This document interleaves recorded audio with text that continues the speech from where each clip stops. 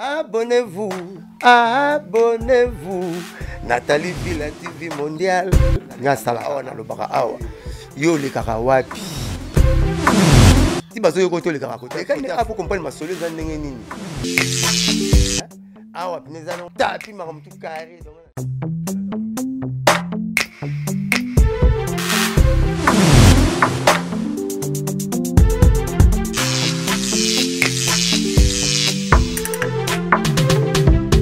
Bande qu'on a biso basolo ba na musana bino o to benga loba koni fuati respect ezana ba artiste congolais te biso mbino mo pesa bango ba buzz eza biso to pesa bango makambo oui makambo to ya nga pena o eza moya sika to ke na ne ya sika 2021 na za sunde na zala kité voilà pour respect ezala confiance artiste oyo na musique congolaise o ya sali na musique congolaise là monsieur Rafi Tumbabota mangana noté takeye na sepelité pour confier le midi azana tana été maman mi azam maman nanga yeso kazozo maman muninga maman te maman mi azam maman nanga biso to takele école catholique biso maman biso ba éduquer biso yoyebi maman nyoso azam maman yango de besoin yembi to sa maman muninga bango de banzambe ase ngana ko leka na nzela te be maman moko na monye boye na ba ka maman s'il te plaît maman na zaki muta PCBG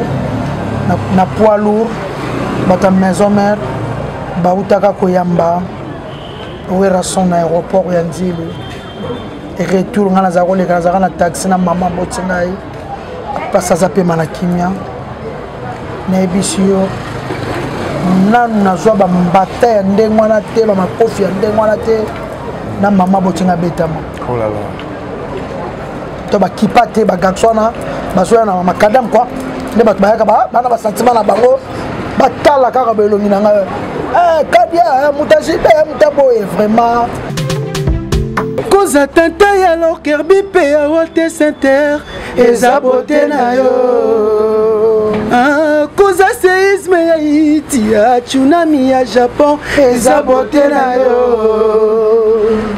nyonso nzoto aketala ove yango eza riche bebe naza skoche mama ye ina matama kete nakuta douceur ekoleka mbiso fleuve du Congo keta mama memaka nga na lola ye keta mama bondelaka nga lokola bebe keta mama conseiller na ngai ye natali likolo natali pena sete nabeleli nzambe asekwisaki Lazare abimisaki Jonas na libumu ya mbisi masumu eleki na mokili ekimisa ba option de miracle option de guérison mabele nde mokonzi eimao mabele tobwakelaka soyo mabele tonyataka ntango iso mokola to motombongo suka na yese mabele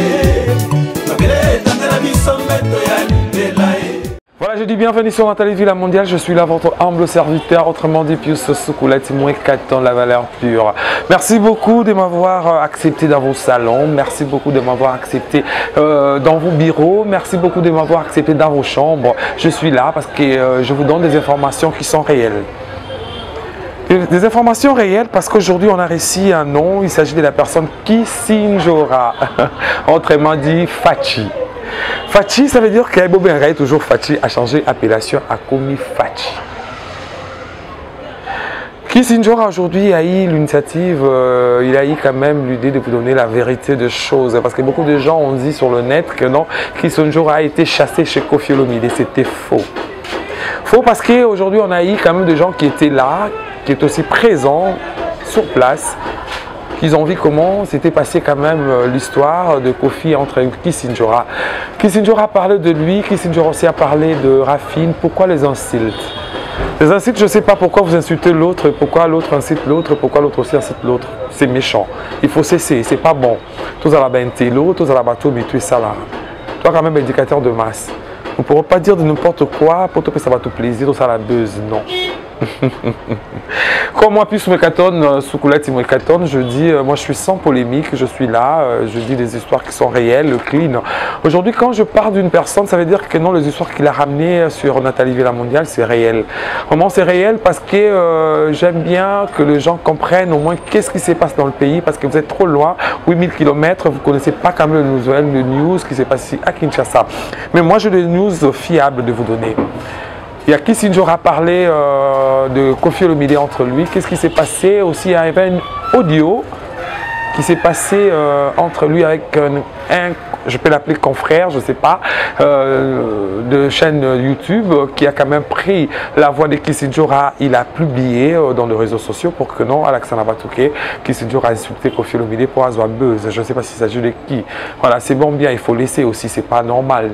Kissinger a un bon cœur, il a dit bon d'accord, je laisse tomber. C'est pas normal, c'est pas normal. Tout ça, c'est un professionnel. Et professionnel, ça veut dire que non, les gens qui ont quand même le temps de passer dans le monde de l'école pour comprendre au moins qu'est-ce que Babingi déontologie journalistique. Les gens ont tout le cas baisse dans le bien.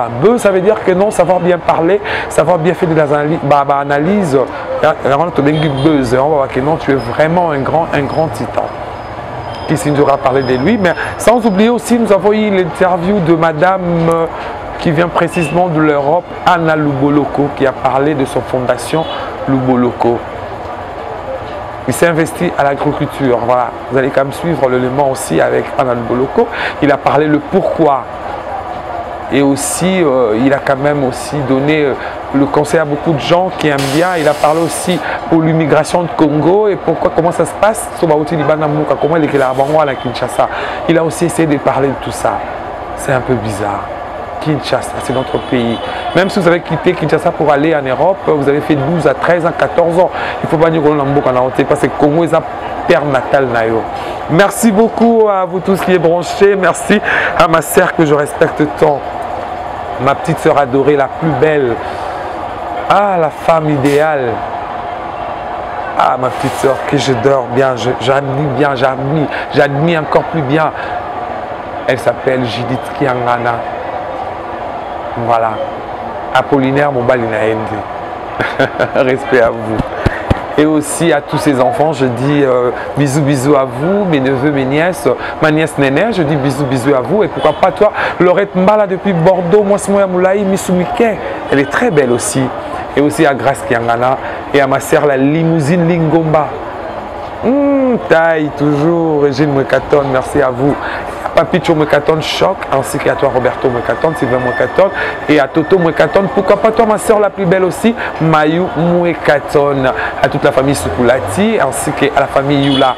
Merci beaucoup, vraiment suivez Kissidjura et puis nous allons revenir pour la suite. Suivez. Elle est avec moi que je dis bonjour. Ça va Kissidjura Boni? Ouais, bonjour Pius Mekaton, bonjour Batutu Bolanda Bisso, na Congo Web Télévision. Eza chaîne nangai, il y a grand frère nangai, Chabani Record.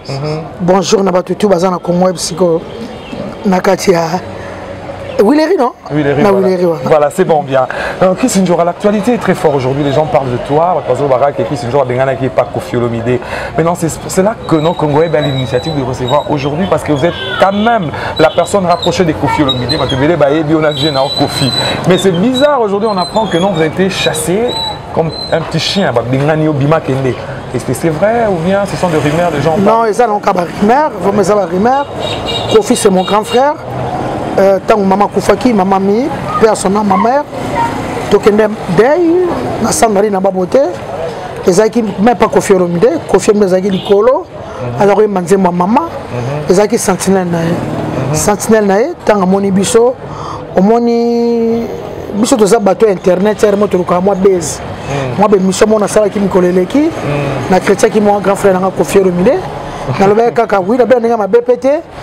Koffi Olomide aza sous grand frère nanga ité na tiki nanga yé na ka mo zuwa ninga komé ko sangana Karine Mokonzi ya on a lobaki na internet ke apatia le Koffi tika ka na Karine makamno surtout Karine Mokonzi alobela rayo abundela rayo ngana kena ba prison pona yo vie biso petit no tika biso ba petit musu ba ka sika petit mo Karine ozo pesa ba succès boy na marque wana tangu Satina la moninga na porte na matanga Kofi to batayeba gite to na abimika 2 secondes na zomi o Kofi abe oyambate matanga ba yambate tukutele porte pa ngokanga manjoka joka ngombule betaki bato wala kota mingi via beba kanga porte afunga soit 6 studio ata ba 19h20h donc Kofi a coquille vraiment kobenga na ngai te na komela ki payer alobi le ki na vraiment na yebité vraiment na yebité et puis na yebeke za ya te jamais ako koma tina niveau wana te et puis ça matanga ya maman na biso o ayebi ka za maman na ngai maman qui se au moins bah ceux qui peuvent que non il y a du fumée sans feuilleter hein c'est qu'il y avait quelque chose parce que vous avez eu des problèmes sérieux avec Kofi Olomide mais va te venir ba yeba ki amonté. Mais aujourd'hui, c'est comme si et la mouka qui sent que non, yoyeba. Ah, on dirait. Oui. Mais aujourd'hui, il ne faut pas dire que non, Kofi est sentinelle. Ça peut être aussi par rapport à ça. Tu avais des antécédents avec ton vieux, aux autres, mais non, na bombité. Ceux qui ont dit dans le baillet, même ça, on a dit dans la botasse, et ça, grand frère Kofi. C'est quoi le bail qui n'a pas besoin par rapport à Kofi Olomide dans le barab Kofi n'a ni souyoté est-ce que besoin ce que nous après ça tout ça et même il aurait été bouzo bana ouais pourquoi qu'est-ce qu'on appelle buzz la bêtise là ça la ça a créé buzz maintenant voilà maintenant le problème bon bah bezango tozo ça là ndenge na zolande la makamba même na internet eza ko diminuer biso ezo diminuer biso makasi même chose aki na 30 personnes baningako 10 personnes baki donc il faut tout changer tout ça mission tout ça normal na Kinshasa mais to le ka ba Congo web to le ka ba RTNC kalo yelo la musique na yo o comme ça leader na yo o ko ba makamba na bino o to comment ko créer na internet wana vraiment sa propriété ezo ndenga mona vandi na circonstance ezo diminuer biso. Voilà, maintenant le principe de Kofi Olomide, maman mi est morte avec l'AVC, maman mi et je sais pas Kofi a négligé qui maman naïe, il y a des ondits parce que moi je ne cite pas le nom hein, parce que moi ça engage à vous les invités que moi je fais sur votre télévision parce non, que Kofi, je suis Kofi. On n'est pas là pour parler du nom de Yabatou. Quand ça c'est qu'on a lobby parabole que il y a des incites sur maman mi, malgré que perd son âme, elle ne plus. Lobby qui a Kofi na AVC, maman mi a Kofi bon Kofi a négligé sa maman. Est-ce que c'est sûr et certain cette histoire là? Maman mi a beaucoup de Kofi Olomide, attendez malamu, attendez Johnny comme malamu, attendez balanyo so malamu. Alinga bala nini yoso, nani ngachina bala nini yoso poto. So wani jembo Kofi Olomide yembi, mama teka mutu kanyana nusa 77 pona ketanga na poto. Ndeba Johnny ko bazali lo mayele attendez bala netu. Omoni lelo Pius musala bino bozo sala bino bozo musala kitoko bino na ba papi mboma bino na ba yana tiro kole bino tu bozo musala ne kitoko mais bano ba na internet respect ezate mama na Kofi na AVCT mama Kofi na malade mutalobi ensemble internet peut-être mutalobi ngo yokati ngako tu yo so botanga komotanga na otanga na kombo pour ngana banga mutu te tozolo ba pour respect ekota babika respecter les morts le totalement na Kinshasa au moins corbe réseau les cas soda faut le chapeau moi respect d'accord quoi et ça respecter na Rafine Tumba azaki moi zaki na Kinshasa mon ko tanga classe ça bien alinga sa émission na Kofi Olomide aboya na ye ndeto yoki azoluka mukanda na sima Kofi ah bon mais ego simbate aza respecter alobi makamama be Kinshasa mobimba nde batutu baola nanga na Congo web c'est 100% na Kinshasa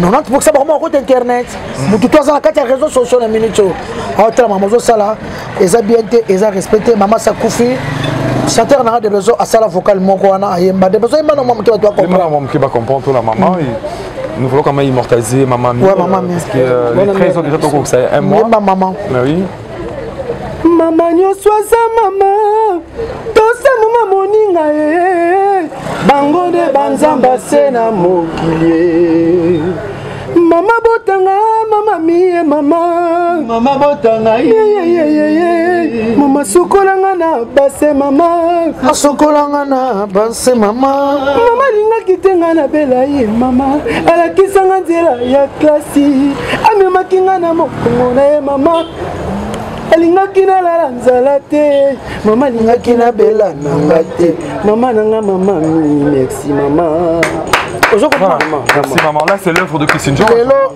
voilà ngai lelo bande ko na biso basolo ba na musana bino o to benga lo ba kroni fuati respect eza na ba artiste congolais te. Mais biso mbino mo pesa bango ba buzz. Eza biso to pesa bango makambo. Oui, makambo. Ya nga pena oza mois ya sika to ke na ne ya sika 2021 na za sunde na zala kité. Voilà. Pour respect ezala confiance artiste oyo na musique congolaise oyo sali na musique congolaise là monsieur Rafi Tumbabota mangana noté. Mais et toi comment tu t'es retrouvé dans une insulte par comme Finga yo qui c'est comme si toi ensuite tu avais des problèmes, tu as attaqué Rafine. Ngana attaqué yé na sepelité pour ko faire le midi azana tana été maman mi azana maman nanga. Yeso razo zo maman muninga maman te maman mi azana maman nanga biso totaki na école catholique biso maman na biso ba éduquer biso yo yebi maman nyoso azana maman yango de besoin yembi to sa maman muninga bangonde ba nzambe ase.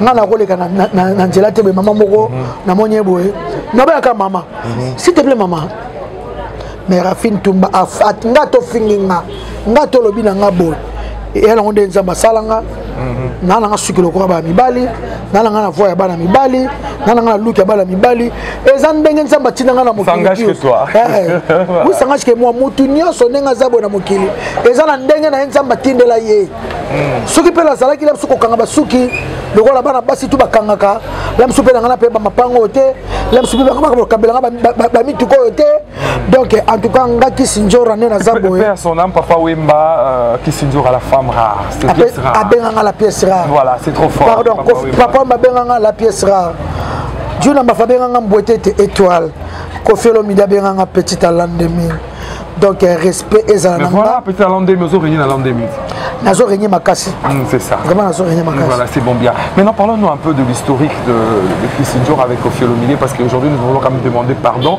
à tous les gens qui disent le mal de Kissinger à travers Kofi Olomide parce que Kissinger Raboé il paraît qu'on a eu de voice que non vous avez Kofi na Sandralina na voiture vous croyez bien voice soit non elle a bien éduqué mais c'était quoi juste na niveau non ya Kofi na niveau non ya grand frère na Kofi Olomide plus na balo bisa muno la finga lo kokate et lo kokate ya lo kwa Shabani record le ngala finga Shabani dans mon grand frère na ma Gilbert Biladi na finga grand frère ba voice wana ezali to sola na ba koni forti normal na WhatsApp to sola normal Kissinger toki ko fe bengane biso ngabi to kende kuna ka bengane biso satina na boy to kota to ebite so ezali vie so ezali viete to ebite matanga so bakanga rapport to sola ka normal ba ko ka basa ba journaliste ba koni forti ba tangi classe de azuba ojengo apandi na internet donc et puis on va en prison bon abi que biso to kolanya na biso yete réaction après ça parce que va salir déjà comme on a eu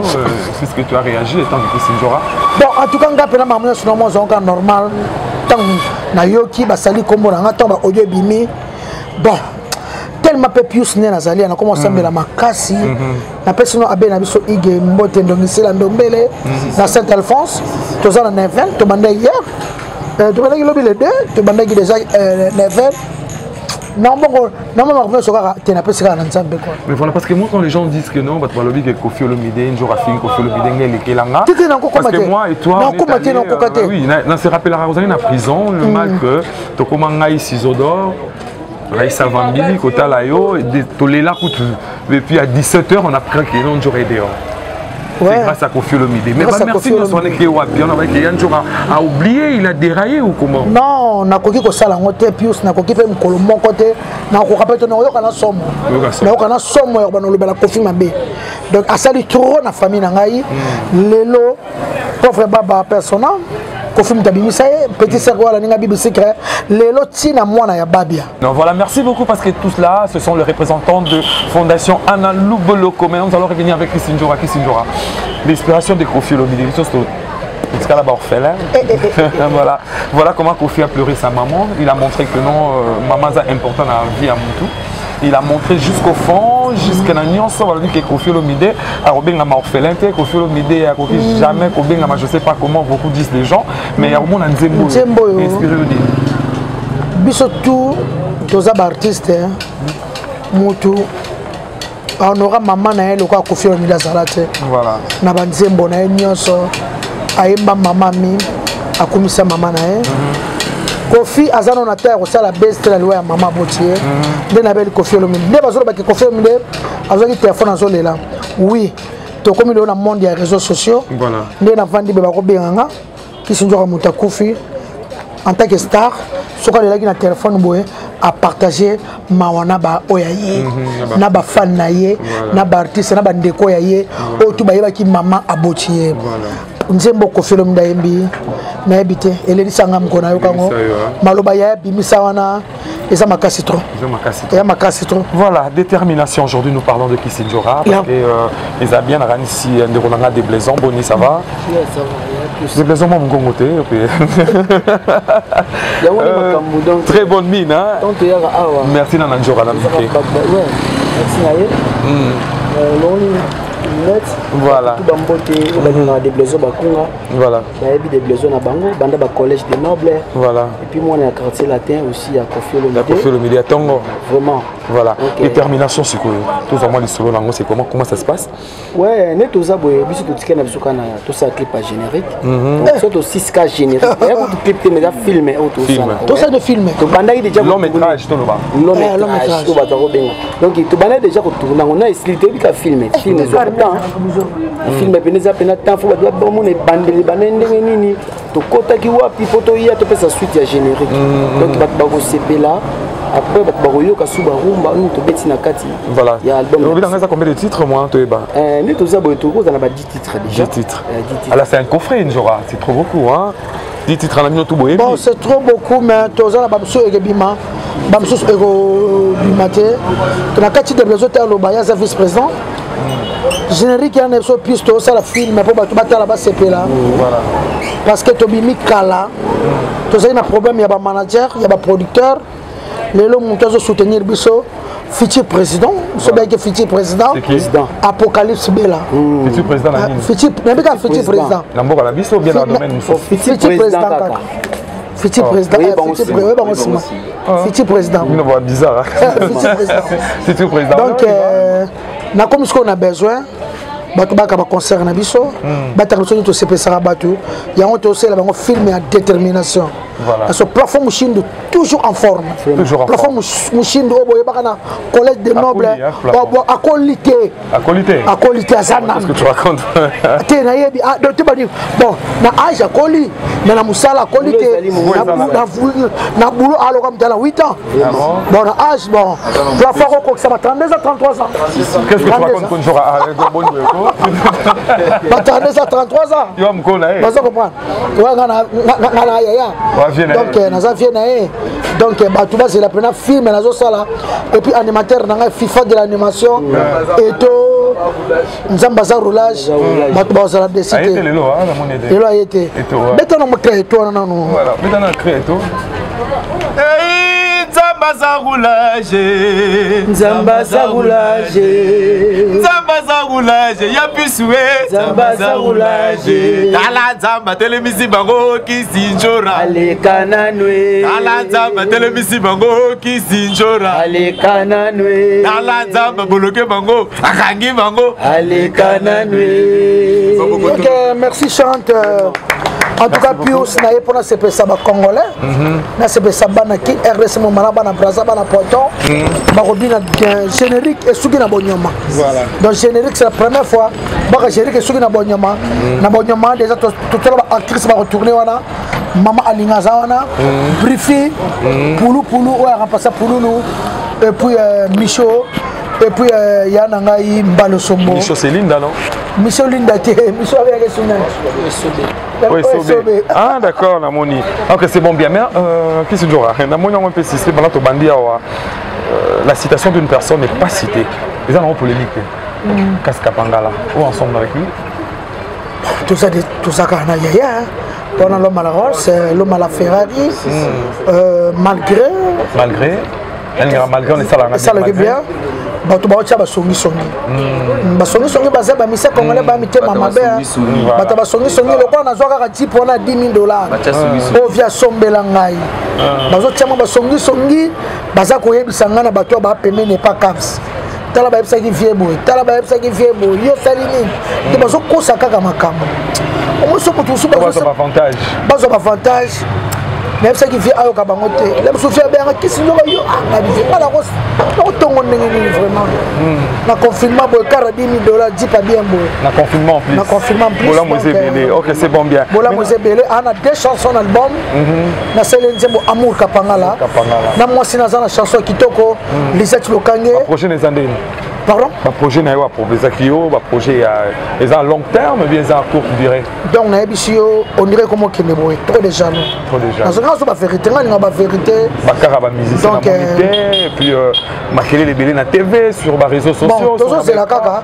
donc c'est la kaka vie atiko yoka bango baka ba jaloux yango fala yembi jaloux c'est ça jaloux c'est bon bien maintenant qu'est-ce que tu auras yo pendumbe les trop on ne sait pas comment te positionner Wata Fali quartier Lata t'es où bon on est dans un groupe dans l'orchestre les majeurs tout ça vraiment soudé tout mena ba déplacement ba plafond ba Jonas Dibala tout ça mais muto pas la travail kana yé on a soumake orchestre ba yebi leader à l'obelaka Wata on a ça pour héritier Wata non Fali c'est mon frère toujours on a consola très bien donc ko sala na sala susté voilà na lingi balo ko sala faut ko solo la au moto koli bonjour ya yango ya sala nga boy kendaka bolobela ngai voilà donc to solo yango te Wata to solo la mais vous avez eu des rumeurs que non et Mongo a interpellé quand même Fali par rapport à la chanson Jaloux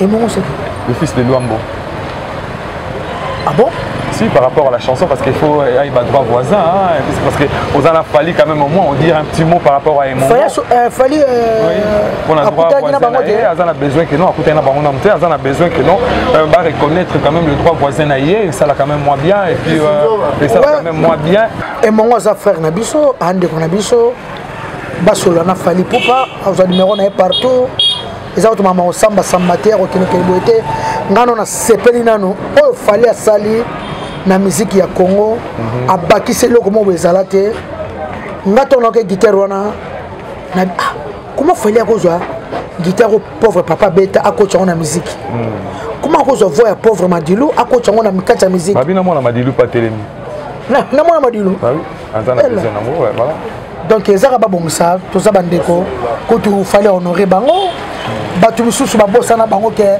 Madilu azalaka grand maître Lombo Zalaka mais le bako on a sur botami bana ba 8 ans bana sur botami après liwa papa Franco ba bana te ezapé bien ba bana et pardon ezapé bana ba Franco la ya lobinan donc ezaka li comme ça famille ba sona na bango voilà ezaka la musique congolaise toujours les autres tournées en rond maintenant qui Sinjora c'est bon bien plusieurs albums plusieurs chansons plusieurs dédicaces mais était vraiment wapi ngai na bimisa disque na ngai na Paris c'est mon tour soki na ba Diego musique oki na ba Bruxelles oki na ba Suisse oki na ba Allemagne oki na ba Angleterre ba mboka ba Robi voit ma display en couleur asa na Kinshasa bana poto ki na pesi bino mbote ba fondation ONG Jili Appela Maman Bilanga yango wana ngaki Sinjora na bimisa disque ngala sala disque mais tellement producteur asilika pauvre musique pour ba chanteur ba yembaki Prince Alongwe moko ke maison mère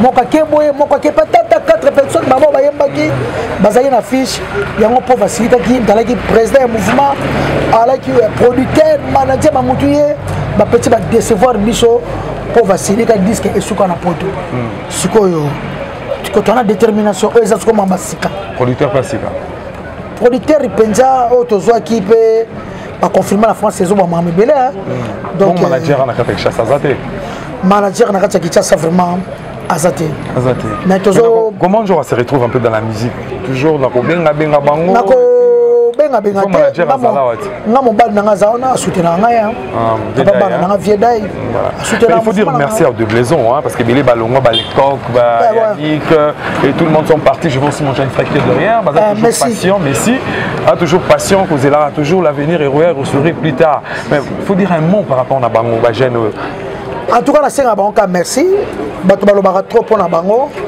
balobaka trop bobeta concerté na yebi na ngai na yebi to que na pe ba répétition ya ba musicien ebelé na kota rapé na moi rende ba musicien ba souffrir na ça bango kaka patience futaka nzambe mo ayebi to ça la longueur du temps yango wana leki langa plus merci bego azalaka na patience ekofuta vraiment patience efutaka et puis nasepelaka na patience na moi. Voilà, déplaisant.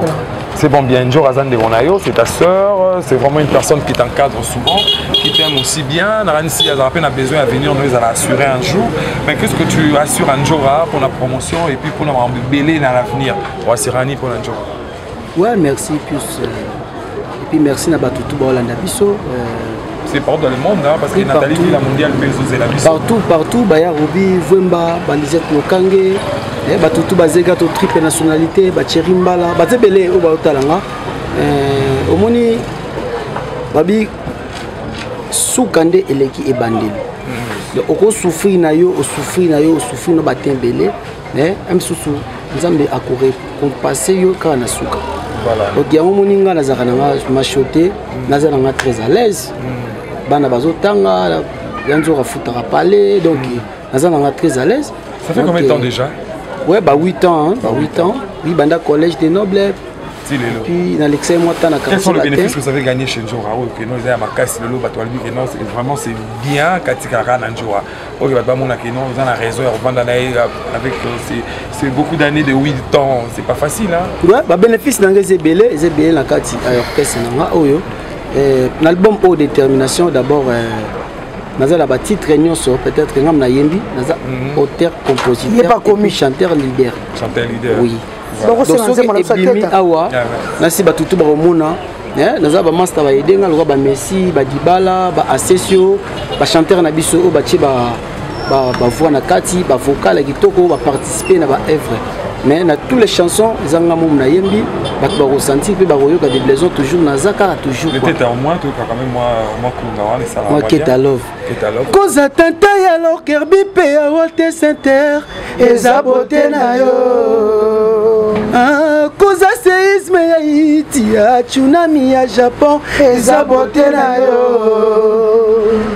Nyonso nzoto Ketalove yango eza riche bebe naza scotché. Mama ina matama kete nakuta douceur koleka mbiso fleuve du Congo.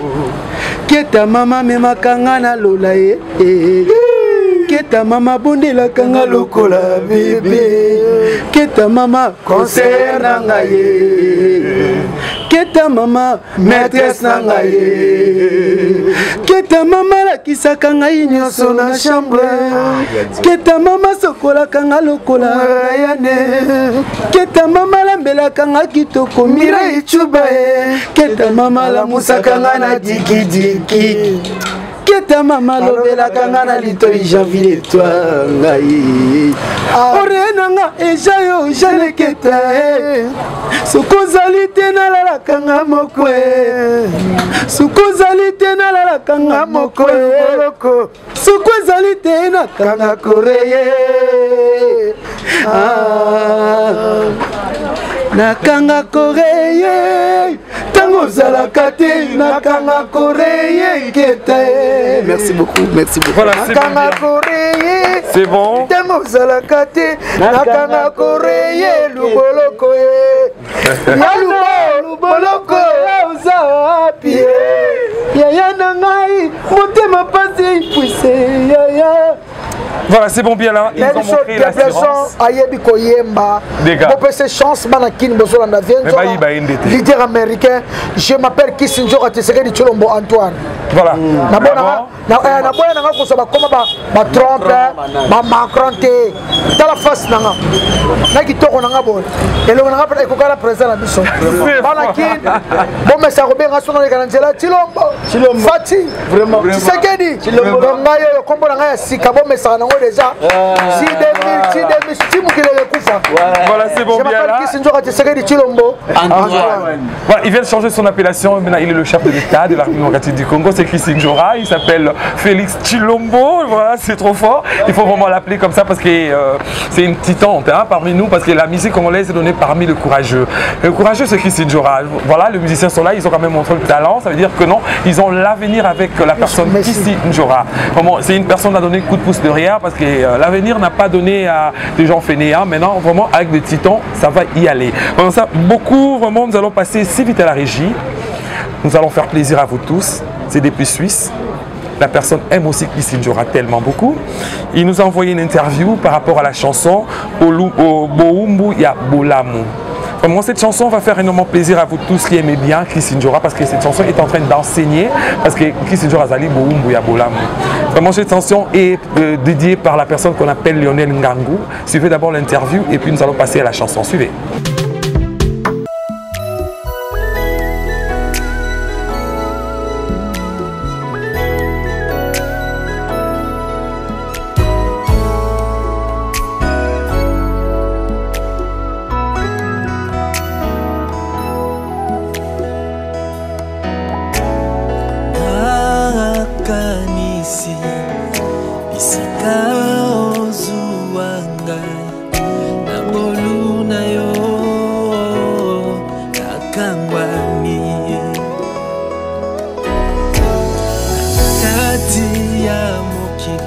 Bonjour, bonsoir chers téléspectateurs.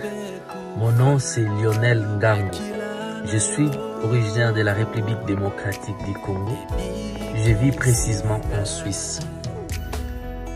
Je suis frère dans le Seigneur et puis chantre précisément. Pendant plusieurs années, je suis dans le domaine de chant, donc c'est là où le Seigneur m'a fait grâce des vrais. Et puis par sa grâce aussi, nous avons mis dans le marché depuis le 4 octobre 2020 un single dont le titre est Boumbu Ya Bolamu. Raison pour laquelle je viens pour vous présenter cet opus et vous inviter aussi à prendre le temps de l'écouter, car la chanson parle particulièrement de bienfaits du Seigneur dans nos vies. Donc c'est comme un témoignage pour moi aussi, malgré que cette chanson je ne l'ai pas écrite par mes propres émotions, mes propres sentiments. Je reconnais que l'apport du Saint-Esprit a été tellement capital, car c'est par l'aide du Saint-Esprit que j'ai réussi et le parole et la mélodie de cette chanson. Et puis pour le moment, nous avons lancé qu'une seule chanson, mais nous espérons que le Seigneur va encore nous faire grâce de trouver les moyens possibles pour offrir encore plus dans son chant, dans le cœur du Christ, car il nous a fait grâce d'avoir pas mal de cantiques déjà, mais cela demande juste le bon moment et puis le soutien qu'il faut pour qu'on arrive à donner encore plus de ce que le Seigneur nous a donné. Et puis j'invite toutes les personnes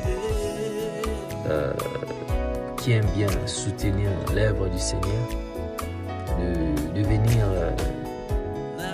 pourquoi pas nous prêter main forte pour qu'on arrive à produire encore plus de ce que le Seigneur nous a fait grâce d'avoir comme matière. Et puis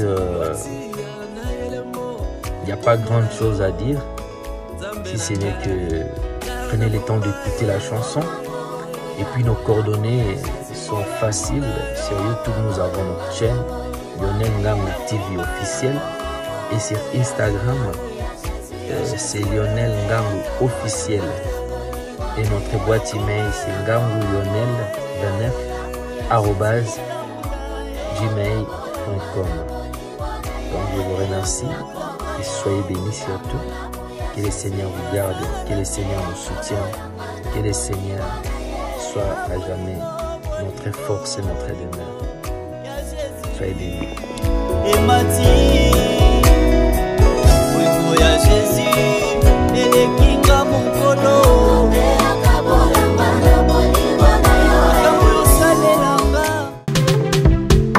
Voilà, merci beaucoup parce que vous êtes coaché branché sur Nathalie Villa Mondiale ainsi que Congo Télévision. Je dis merci à vous Mobiala, je dis merci aussi à la fondation Anna Luboloko. Ça veut dire que non, Anna Luboloko est en train de faire quelque chose de mieux à Kinshasa. Il faut soutenir la dame parce qu'elle est en train de mettre la patte sur le gouvernement de Kinshasa. Ça veut dire que non, il est en train de contribuer à la nation de la République, vraiment sur l'agriculture. Vraiment ici à couloir Éthiopie, vous allez trouver la fondation Anna Luboloko sur Dubaya.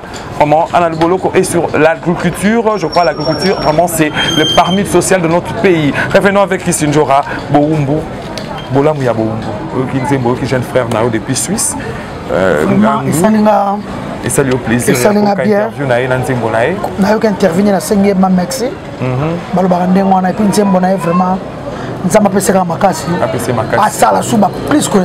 Voilà.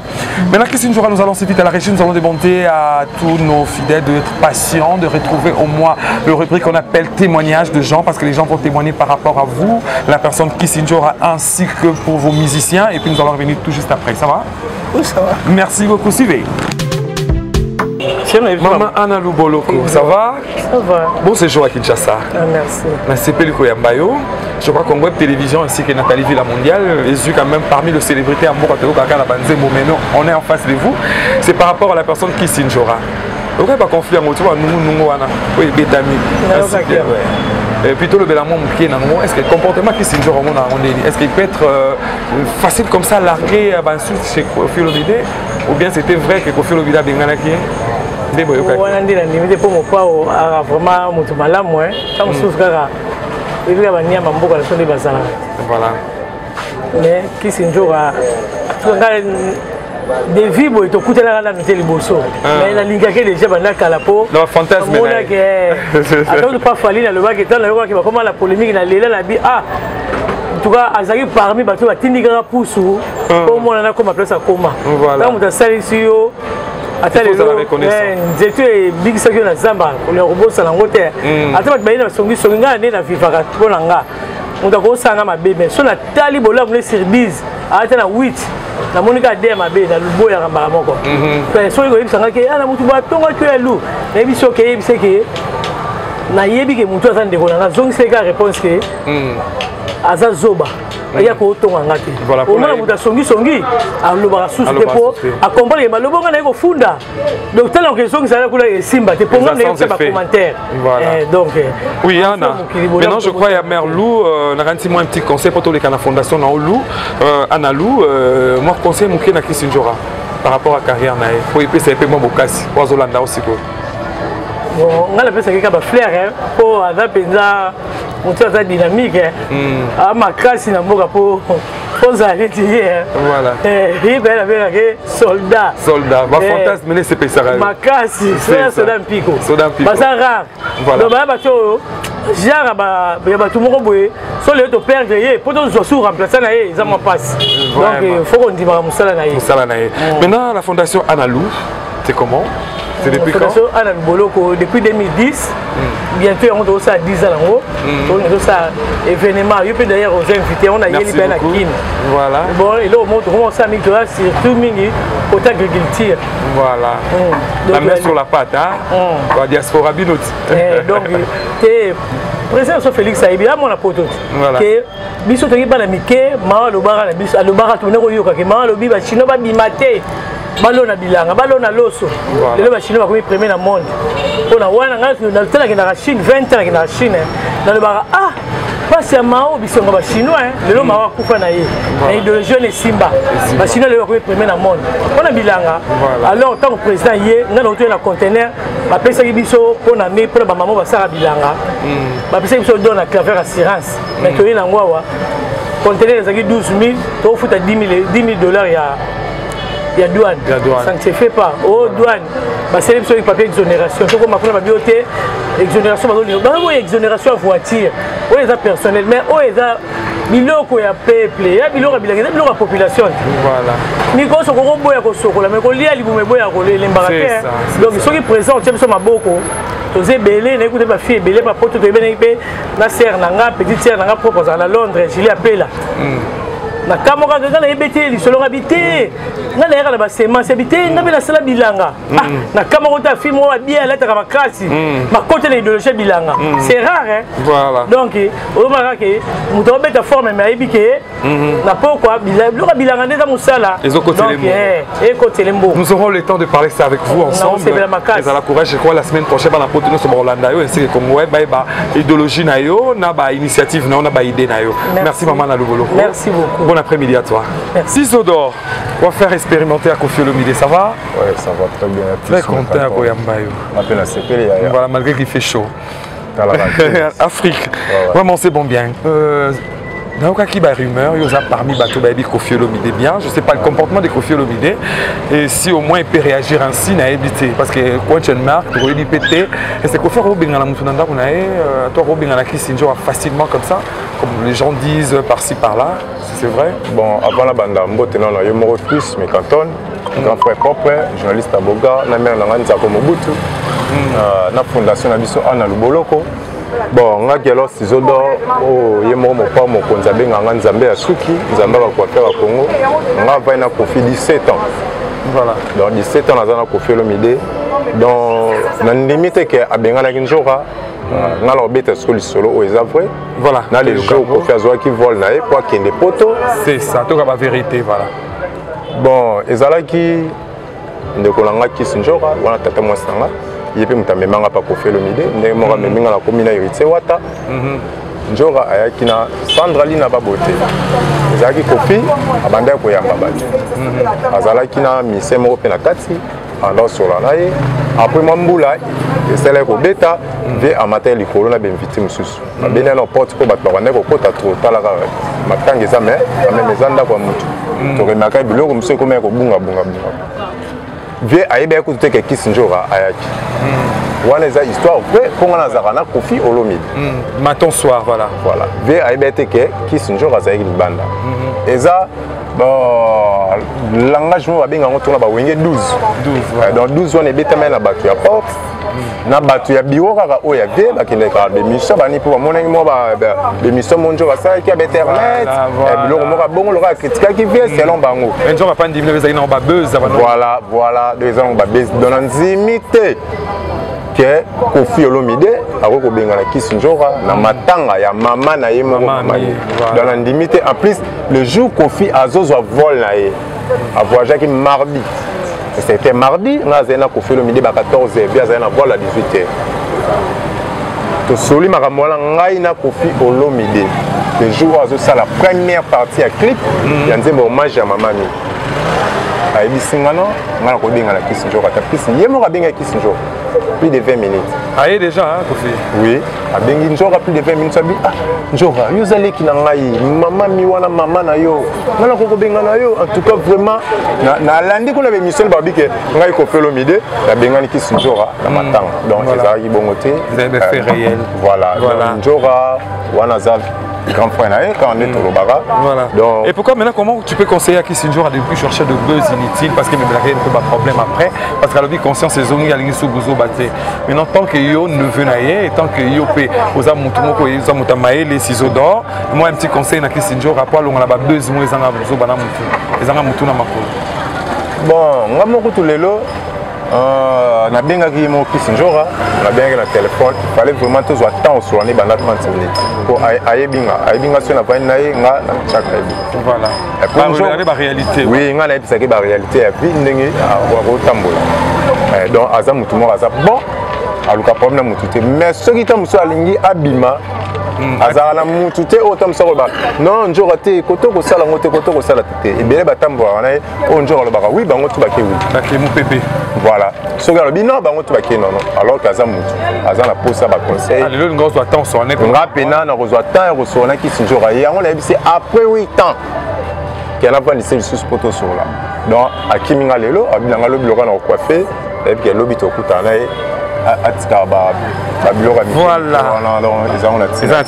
Merci beaucoup le coiffeur expérimenté de Koffi Olomide. Je suis très ravi de Wata aussi également.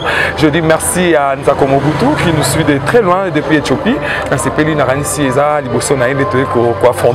dis merci à Nzako pour accepter tout ce que je dis merci à toi Sizodor.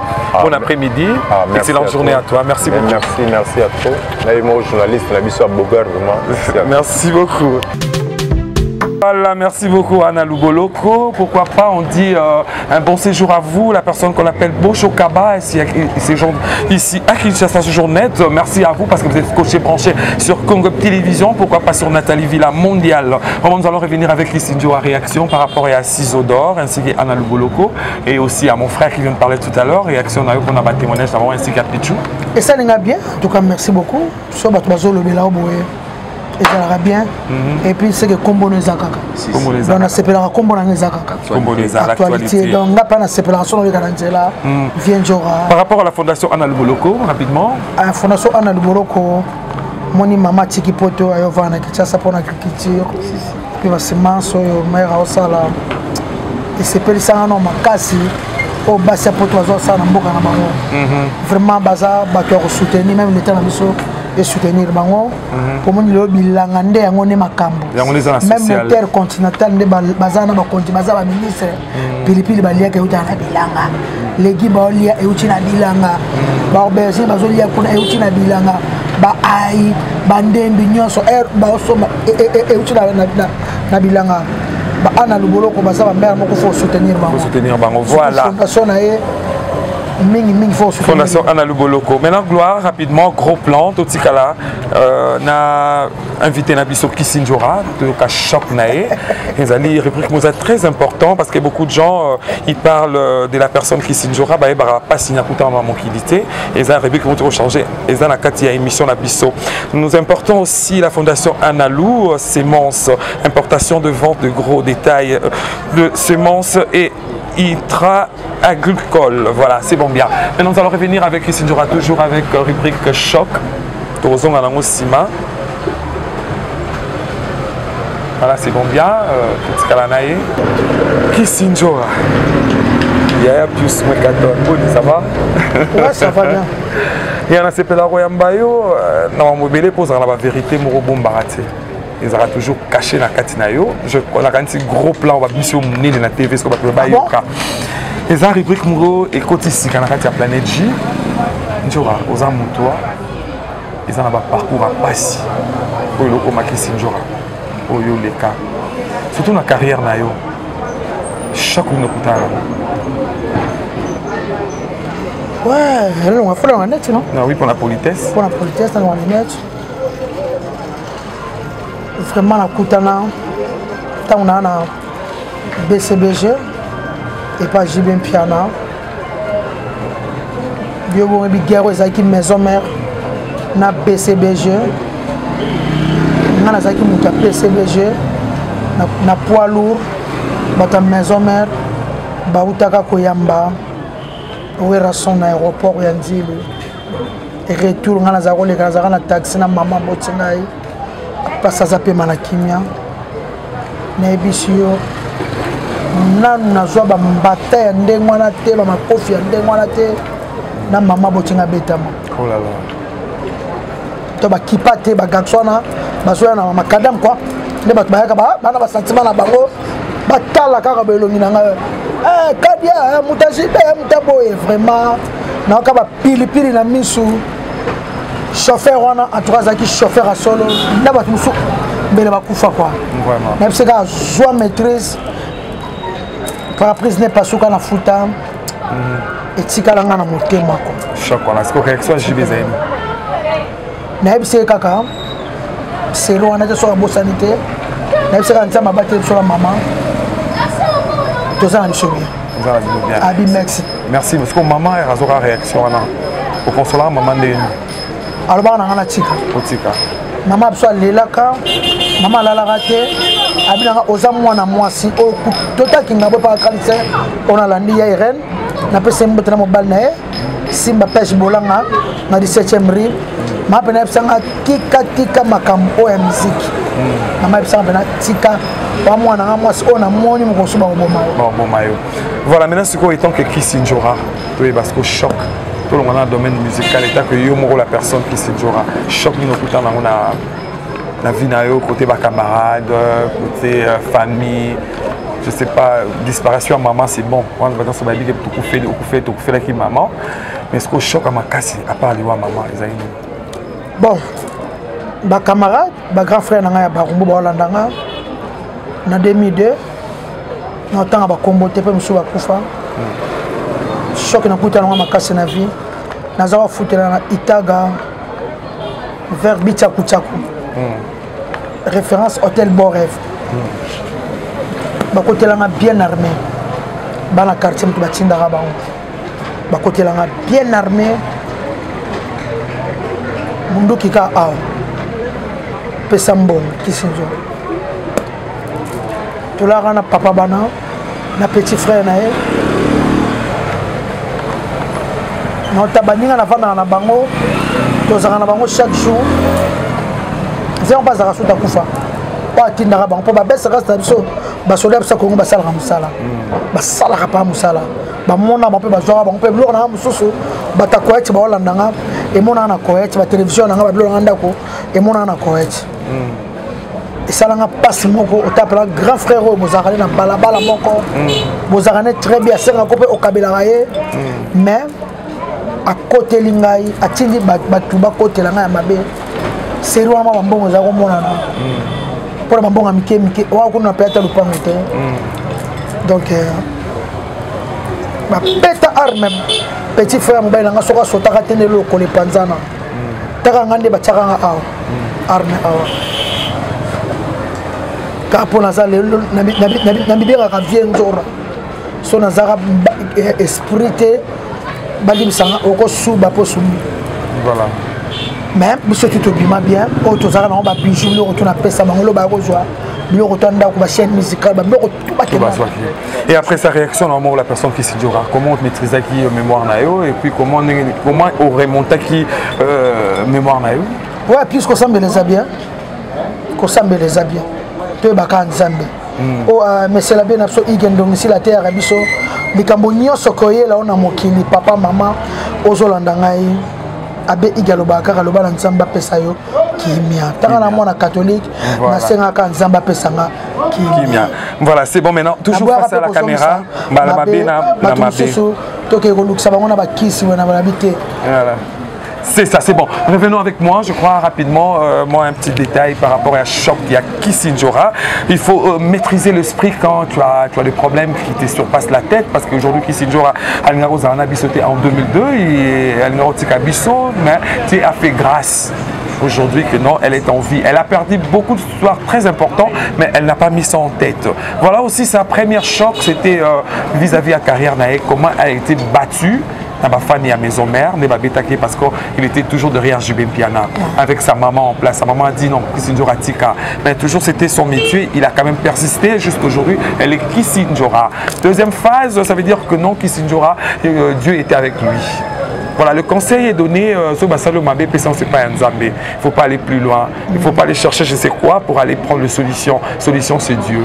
Merci Kiss Njora. Merci vraiment à Choc Oyo. Il était battu délai. Maintenant, on n'a pas de problème. Toujours gros plan. Maintenant, face à la caméra. Oh, vraiment que Balobara. Oh, ils ont la carte à mon thème. Il y a Kiss Njora. Voilà, c'est bon bien. Toujours face à la caméra. Je vais aller à et ah, tu as vu que papa d'Ayazala déjà. C'est quand même mis sous nous, papa d'Ayazala. Autos follet sous Nani, papa d'Ayazala. Autos follet Nani.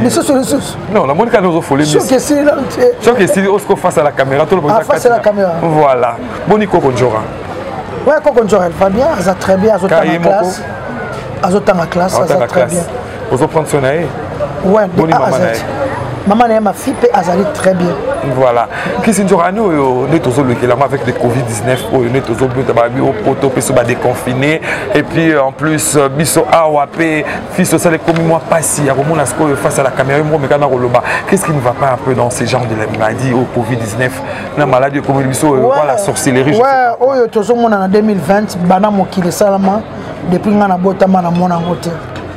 Na mona ngote surtout maladie yeye ya kokanga bamboka mutu aza na kati ya ndako mboka lokola France baconfine déjà confiné oui baza déjà confiné eza pasi nga na olobaka boye tosambela kaka puisque osambela eza bien nyonso omona yango pamba tout est vanité kosambela eza bien eloko eli kosambela eza mpona minute oyo o nga nazalaka nganga kisi o nga napesaka bato succès ya musique o nga napesaka bato succès ya bale o nga soko yebo etiko te kozwa mobali ya canon o nga soko yebo na opesa mwasi boye o nga na yelo ngosalo boye donc nyonso pamba Dieu est tout puissant et puis Dieu nzamba alakisi bokasi na ye kaka azalaka likolo mpo soko oza marabo oza danger coronavirus yango limusa yango na mokili okongindana baprésident nyonso ya monde okongindana baprésident ya monde eloko wana oloba na période tozali eza période mo eza mabe monde eza bien te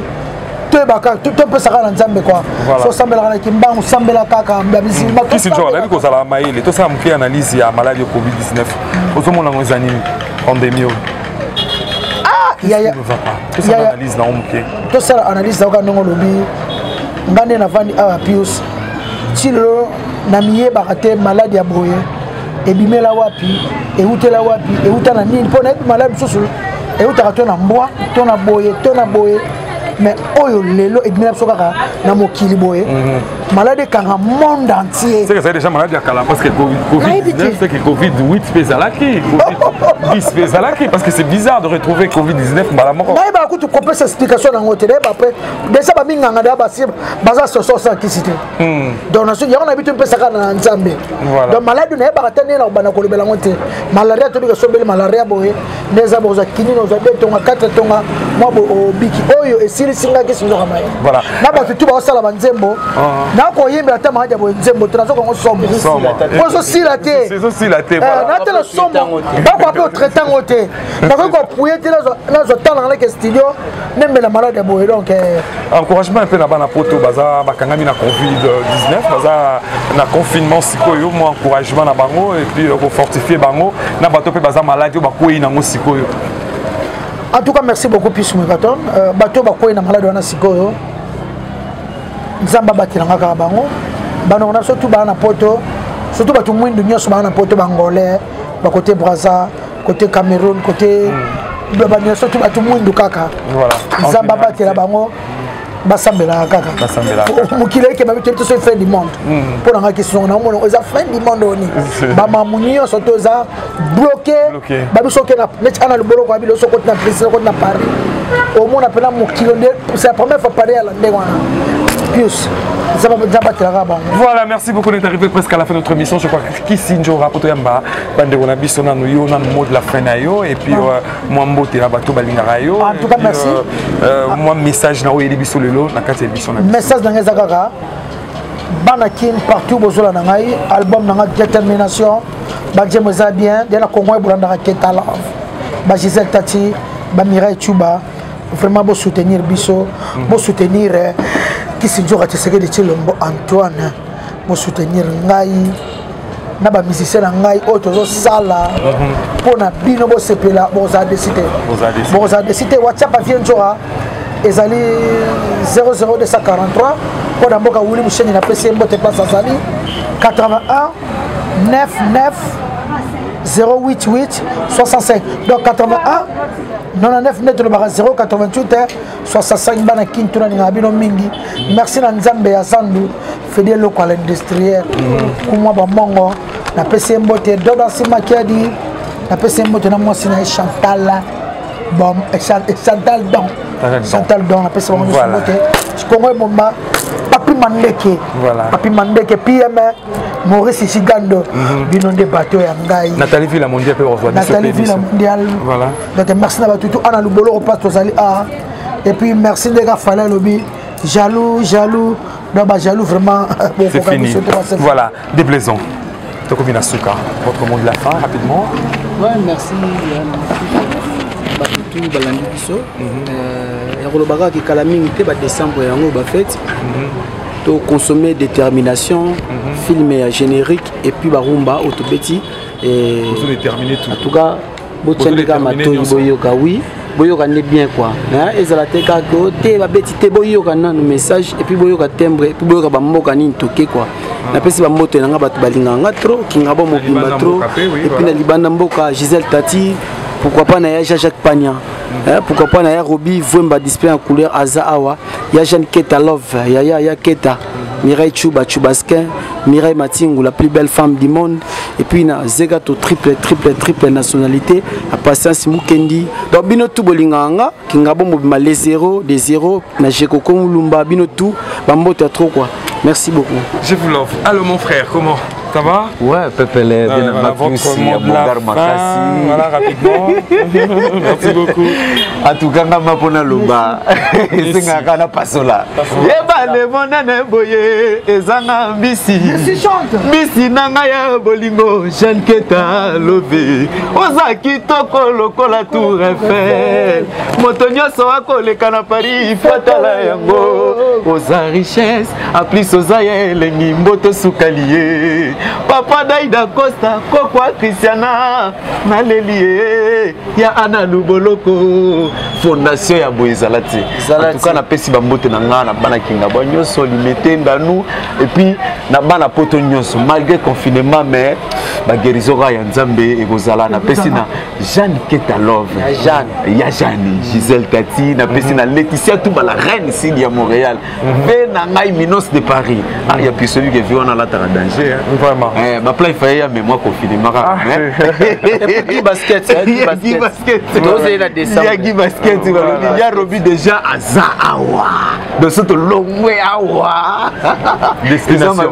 Donc tout le monde a disparu en couleur. Donc ils ont danger. En tout cas, pas consommer titre d'ambition album au Ezali détermination. Tout ça m'a déterminé. Il y a plus de cas où on a déterminé dans l'émission nayo il y a Congo Web. Depuis biso yanzo alobi que non Messi. De blessure bakunga chef vice-président, ça a déterminé plafond de plafond Mouchindo a commis chef d'orchestre. Ah bon? Ouais. Félicitations moi beaucoup Makassi pour te clôturer. Merci beaucoup Plafond, je crois. Merci beaucoup Sinjora. Merci beaucoup à vous tous. Je suis vraiment très ému. Je crois que Congo Web ainsi que Nathalie Villa Mondiale. Voilà, tout est bien qui finit bien. Je dis merci à vous tous qui étaient branchés. Parce que Pius Mekaton veut dire au revoir. Au revoir, ça veut dire que non, je finis mon émission. Ça a été super beau bien. Je crois que vous avez aimé. Là, c'était Kissidjora avec Anna Luboloko, pourquoi pas Cisodor et tous les invités que j'ai réussi dans cette émission Planète J. Merci beaucoup parce que vous avez aimé cette émission. Je crois que non, abonnez-vous massivement. Appelez les amis de s'abonner parce que cette émission Planète J sur Nathalie Villa Mondiale, c'est une émission super. Merci à maman Nathalie Villa Mondiale, à Motema Pichou, Santiago. Et pourquoi pas à tous les fans qui aiment bien Nathalie Villa Mondiale. Je crois que non, cette émission a donné quand même l'expérience à beaucoup de gens. Il y a beaucoup de gens qui aiment bien se faire des histoires en tête. Kissidjora a expliqué de risques, de chocs qu'il a connus dans la vie, dans sa vie, dans son parcours. C'est dur, hein? Mais il a succombé. On dit il parce que c'est un Vienjora. C'est le Vienjora. On peut dire elle. Et non, on dit il parce que c'est le Vienjora. Merci beaucoup à Vienjora d'avoir accepté notre invitation sur Nathalie Villa Mondiale. Je dis merci à vous tous qui ont aimé cette émission.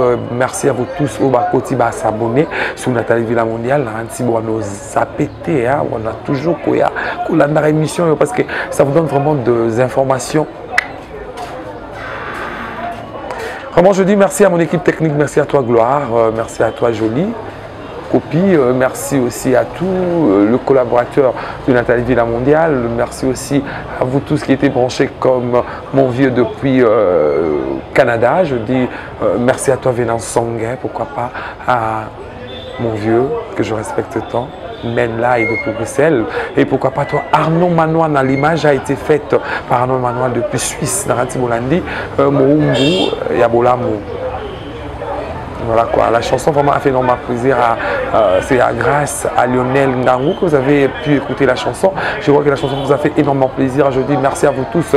Merci aussi à toi Arnaud Manonaneto qui a envoyé ces images depuis Suisse. Je dis merci à toi et aussi je dis merci à sa femme Nadège, pourquoi pas, aussi à mes nièces. Je dis merci à vous parce que tonton est là. Je dis courage parce que d'ici là on va être ensemble avec vous. On va quand même manger ensemble, scotcher ensemble parce que tonton va être avec vous pour vous faire énormément plaisir en face. D'ici là je dis merci à vous tous qui étaient branchés sur Nathalie Villa Mondiale. D'ici là portez-vous bien. Au revoir. Abonnez-vous, abonnez-vous. Nathalie Villa TV Mondiale. Ngasala awa na lobaka awa. Yo le kakawapi. Si bazo yo koto le kakakote. Kandi apo comprendre ma solo za ndenge nini. Awa pineza no tapi makamtu kare.